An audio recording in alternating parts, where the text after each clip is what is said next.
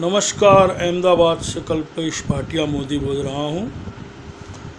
पिछले कई दिनों से गौ हत्या के कानून के लिए देश में इधर उधर की बातें हो रही है, गंदी राजनीति हो रही है। आज मैं आपको इस कानून के बारे में कुछ बताता हूँ। न मीडिया बताती है, न कोई राजकीय पार्टी बताती है, और 125 करोड़ जनता उल्लू बनती है। जैसे हम हैं, हमारी कोई हत्या कर देते हैं या हम कुदरती मर जाते हैं तो हमारी बाद में अंतिम क्रिया होती है, किसी को जलाते हैं, किसी को दफनाते हैं। ऐसे जैसे गौ हत्या का कानून बनाया है कि गाय को या गाय के वंशज को कोई मार डालेगा तो उसे मौत की सज़ा होगी, कहीं जन्म टिप की सज़ा होगी। उसमें इस कानून को जानबूझ के लूला लंगड़ा अपाहिज बनाया हुआ है। हमारे देश में जो राज्य के अंदर गौ हत्या का कानून है, वहाँ भी पहले जितनी गाय कटती थी उतनी कटती है। जितने जो लोग गाय का मटन खाने वाले हैं उसमें कोई कमी नहीं आती। उसमें यह होता है कि इस कानून में एक बड़ी सी छटकबारी ये लोगों ने रखी है कि कोई गाय को आँख से दिखता नहीं है, कोई गाय मरने पे पड़ी है या कोई गाय मर रही है तो उसको काट के खाने में कोई प्रॉब्लम नहीं है। तो जितनी भी गाय, जैसे ये गुजरात है, महाराष्ट्र है, राजस्थान है, जहाँ भी कानून बना है वहाँ इसी नाम से कि भाई मरी हुई गाय है, उसको काट के इसका तो मटन तुम खा सकते हो, वो कायदे में छूट दे रखी है। और कत्ल खानों में यही हिसाब से गाय कटती है।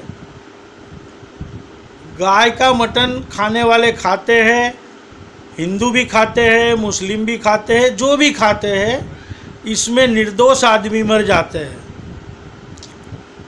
भाजपा की और कांग्रेस की नीच राजनीति और बड़ी पार्टियों की नीच राजनीति लहर करती है।